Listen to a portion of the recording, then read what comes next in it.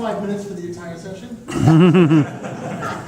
actually got 10. I was hoping for For the entire session? Yeah. Yeah, you're wasting your time. Speak. I'm wasting my time. Thank you. In conclusion, I've heard as much air spinning around this room as Irma approaching Florida. First of all, I do want to say something. Jerry Purnell was one of the generals that led part of the revolution that got us to the point where we are now. And partially is responsible. At the time, I'm looking around this room, and there's a whole other point to be made about how few people under 35 there are. But those of you who aren't will know that it was Purnell, Graham, Larry Niven, not Larry Niven, Stein, Harry Stein, and a few others who started the DCX program, which was demonstrating single-stage global technologies years before this stuff was cool.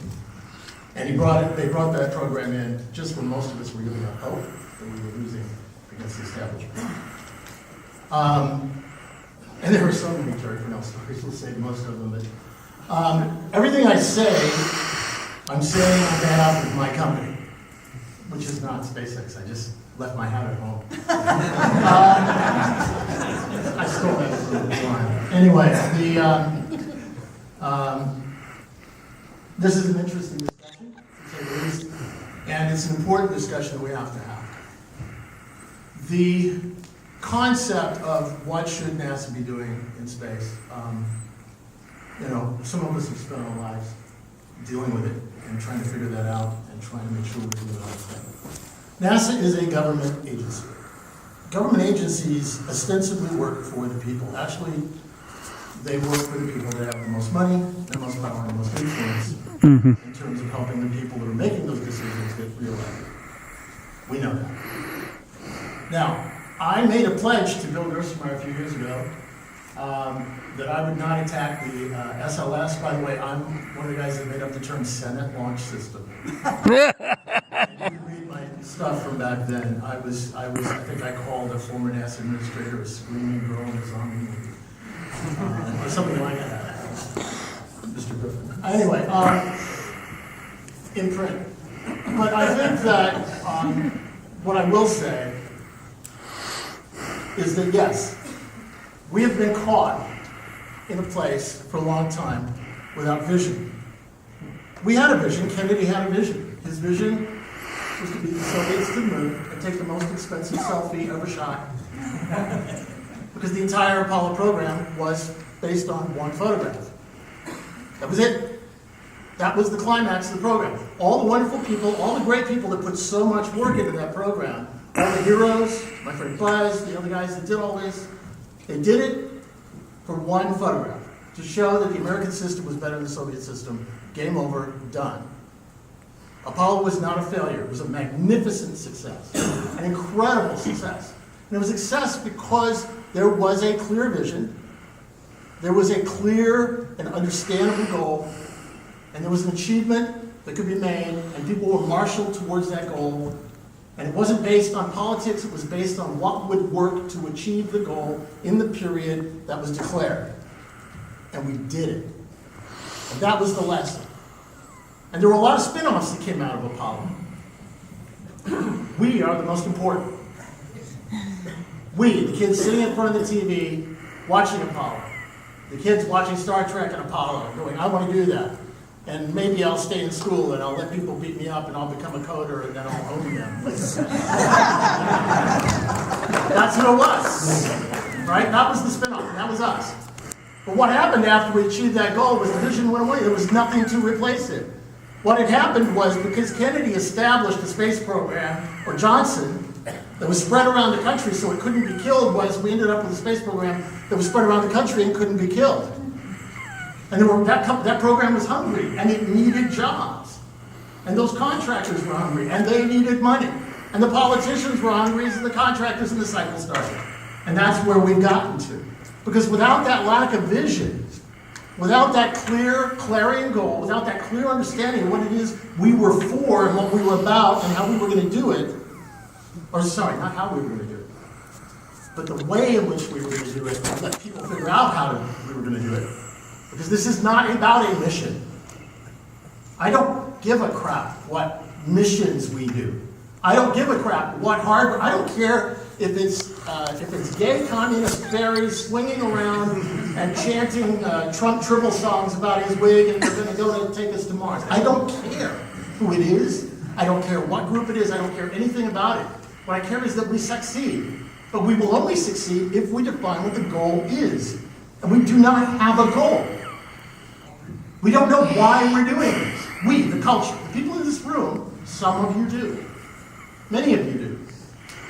The goal of the human spaceflight program is settlement. Period. Period. At the end of the day. You can make arguments if you're talking about exploration, whether you can send robots or people. That's a completely different discussion. The end of the human spaceflight program, the investment that the people of the United States are making right now, they have decided to give us, the space geeks, $14 to $18 billion a year to play with. That's a leftover, by the way, because of the end of the Apollo program. It just kept going. But that money's there. And we're running around going, please, please, NASA, would you maybe kind of give us a little bit of this and kind of move over? No, we have to take control of that. We who have the vision have to educate the people who communicate vision, who will receive vision, and who can act on vision, and tell them that we want to settle space. And we have to explain why that is important. And we have to explain why that's the critical path for us. And then we have to go make it happen. Everything else falls into place. Everything after that will fall into place. Because if you know you have a goal, settlement, or in the 60s, putting a human being on the moon, then you can gauge everything against that. Then you don't throw things away. Then you don't build massive vehicles that you can never economize, that you can never turn into an industrial infrastructure. What you do is you spend your time creating an economy, creating competitive systems, creating the ways that people can compete with each other so that costs are driven down in the market. That's what you have to do. And if you know you're trying to create an economy, I love the fact, by the way, that when the Europeans talk about the moon, they don't talk about a base, they talk about a village. I love that. Because that's not a government thing. That's a group of people doing a bunch of stuff together and happen to live together and trade together. And that's what's exciting, and that's what we have to do. We have to sell our vision, and then let it be worked out along the way. One of the things I would love to see is NASA mandated, and all the government agencies that deal with space mandated, that as a part of all considerations before they spend money, they have to look at how that best enables the development of the private sector in competitive ways. One of the battles we had when we killed the shuttle, yes, we killed the shuttle. We took it down. It had to be taken down. You can go look. We did press releases called Scuttle the Shuttle. They're out there.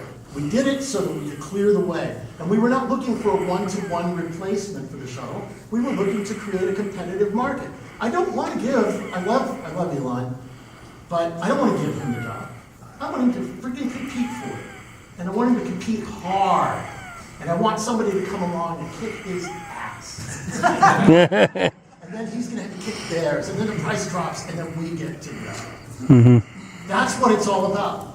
The expansion of human civilization and life on this planet into space. And once we know that, and we all agree on it, then it doesn't matter. The other issues fall out of that. It's called common sense. It's called enterprise.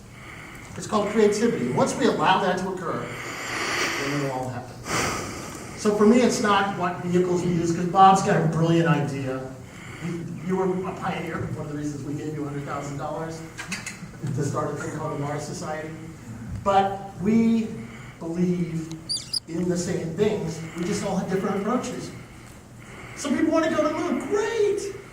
Some people wanted to live in New Hampshire. Some want to live in Utah. Some want to live in Florida. That doesn't mean the other states suck. We're all going to the new world. But what we should do is make sure we do it in a way that supports. I love your idea of the interaction between, the fact that you're actually using the other M word just blows me. Moon. I love it. And you're right, having a modular system that we can use in different places in different ways, is mutually supportive, parts are replaceable, standards are created, things like that, exactly right. And I want to make out one last point too. A lot of people think that I'm anti-government. I have an asteroid mining company. You know, I also did a book called Return to the Moon, and we gave it to Mars, so it's like, don't fence me in there. But we need the government. And I want to end with 3 quick statements. I call them the keys to the frontier. There are 3 keys to the frontier. The ability to get to and from the frontier cheaply, reliably, and often. Number 1. Number 2, the right to use the resources of the frontier in any way you need, in any fashion you can, to do whatever you want. And number 3, a government that supports you or stays the hell out of the way while you're doing it. That's it. Bravo.